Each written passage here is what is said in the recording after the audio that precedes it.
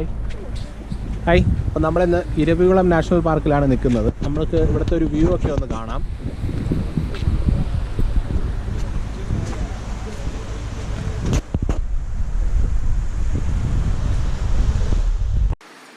അപ്പോൾ നമ്മൾ വണ്ടി പാർക്ക് ചെയ്തിട്ട് ടിക്കറ്റ് കൗണ്ടറിലേക്ക് നടന്നു വേണം പോകാനായിട്ട്. വണ്ടി ഇപ്പോൾ മുകളിലോട്ട് പോകത്തില്ല, അവരുടെ വണ്ടിയിൽ വേണം പോകാൻ. ഇതായി കിടക്കുന്ന വാനുകളെല്ലാം തന്നെ അങ്ങോട്ട് പോകാനായിട്ടുള്ളതാണ്. അത് വളരെ മനോഹരമായിട്ട് അതിൻ്റെ ഫോട്ടോസൊക്കെ സൈഡിൽ പതിപ്പിച്ചിട്ടുണ്ട്. അപ്പോൾ അത് കാണുമ്പോൾ തന്നെ നമുക്കൊരു സന്തോഷമാണ്. ഇത് കണ്ടില്ലേ, മൂന്നാറിൻ്റെ പല ഭാഗങ്ങളിലുള്ള ഫോട്ടോസ്, നീലക്കുറിഞ്ഞ് പൂത്ത ഫോട്ടോസ് എല്ലാം ഇവിടെ കാണാം.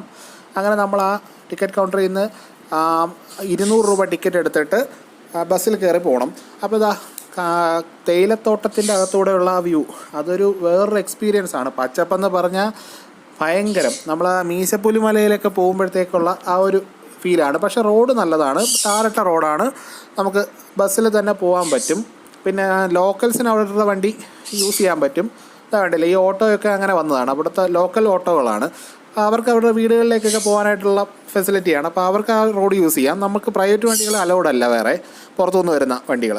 വേണ്ടില്ലേ, ആ ഒരു വ്യൂ എന്ന് പറയുന്ന പച്ചപ്പെന്നൊക്കെ പറഞ്ഞാൽ അങ്ങ് കടുത്ത പച്ചയല്ല, ലൈറ്റ് പച്ചയാണ്, പക്ഷേ കടും പച്ചപ്പാണ് എല്ലാം കൂടെ.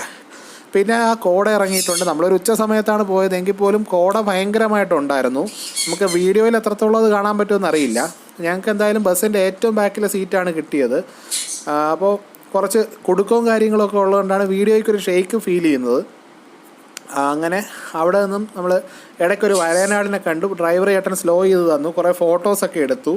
അവിടെ നിന്ന് യാത്രയായി നടന്ന് വേണം ബാക്കി കയറാൻ. ഏകദേശം ഒരു 3 കിലോമീറ്റർ പോലെ നടക്കാനുണ്ടെന്ന് തോന്നുന്നു, നടപ്പിൻ്റെ ഒരു ലെവൽ വെച്ചിട്ട്.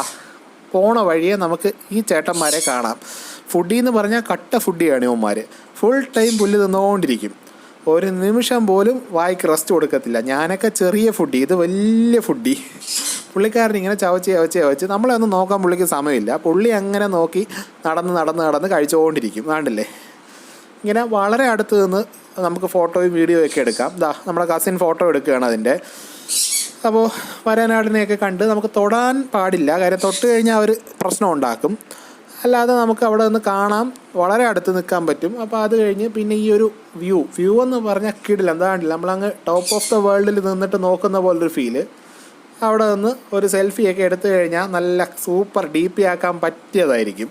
അപ്പോൾ ഇതിന് 200 രൂപയാണ് ടിക്കറ്റ് എൻട്രി ഫീസ്. പാർക്കിങ്ങിന് വേറെ ഫീസൊന്നും വാങ്ങിച്ചില്ല, അവരുടെ ബസ്സിൽ തന്നെ കൊണ്ടുപോകും. കണ്ടില്ലേ, ഫോട്ടോസൊക്കെ എന്ന് പറഞ്ഞാൽ നല്ല പക്കാ ഫോട്ടോസായിരിക്കും. ഇത് നമ്മുടെ ഗോപ്രോയിൽ തന്നെ എടുത്തതാണ്, അപ്പോൾ അതുകൊണ്ട് ഫോട്ടോസിന് ഇച്ചിരി ക്ലാരിറ്റി കുറവുണ്ടാവും. സ്റ്റിൽ ഗോപ്രോ കൊള്ളാം കേട്ടോ, നല്ല അടിപൊളി സാധനം.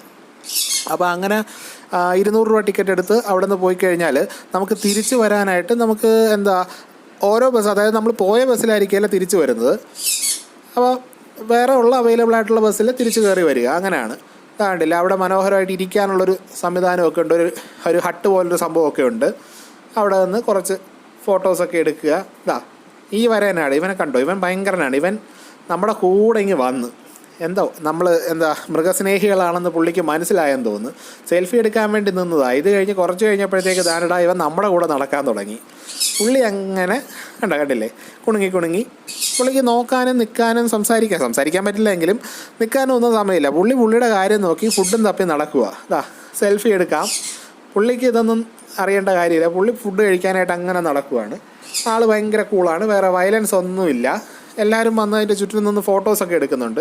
അപ്പോൾ ഈ ഒരു എക്സ്പീരിയൻസ് ഇനി ഇത് കുറച്ച് നാൾ കഴിഞ്ഞിട്ട് ചിലപ്പോൾ വരനാടിൻ്റെ അടുത്ത് പോകാൻ പറ്റില്ല എന്നൊരു സാഹചര്യമൊക്കെ വരാൻ ചാൻസ് ഉണ്ട്. അപ്പോൾ അതിന് മുന്നേ ഇതങ്ങോട്ട് എക്സ്പീരിയൻസ് ചെയ്യാൻ പറ്റി, ഫോട്ടോ എടുക്കാൻ പറ്റി. അതൊരു വലിയ ഭാഗ്യമായിട്ട് കരുതുന്നു.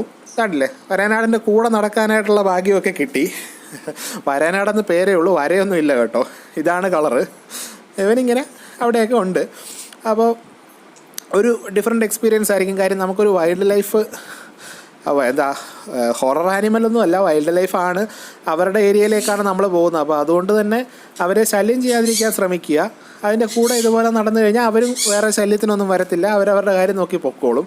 ഇതൊക്കെ ആൾക്കാരെ കണ്ട് യൂസ്ഡാണ്, അപ്പോൾ അതുകൊണ്ട് തന്നെ അവർക്ക് വേറെ വിഷയമൊന്നുമില്ല. നമുക്ക് കൂടെ നടക്കുകയൊക്കെ ചെയ്യാം. കണ്ടില്ലേ, അടുത്ത് നിന്ന് ഫോട്ടോസ് എടുക്കാം. ആൾ ഭയങ്കര കൂളാണ്. അപ്പോൾ അത് കഴിഞ്ഞ് ഒരു കഫറ്റീരിയ ഉണ്ട്, അവിടെ നിന്ന് ചായ കുടിക്കാം. തിരിച്ചു പോകുന്നവർക്ക് ചെറിയൊരു വെള്ളച്ചാട്ടമുണ്ട്. ഇത്രയുമാണ് ഇരവികുളത്തിലുള്ളത്. അപ്പോൾ വീഡിയോ ഇഷ്ടപ്പെട്ടെങ്കിൽ ഒന്ന് ലൈക്ക് ചെയ്യുക, ചാനലൊന്ന് സബ്സ്ക്രൈബ് ചെയ്യുക. വേറെയും ട്രാവൽ വീഡിയോസ് വരുന്നുണ്ട്. Thank you for watching. Take care, keep travelling, by.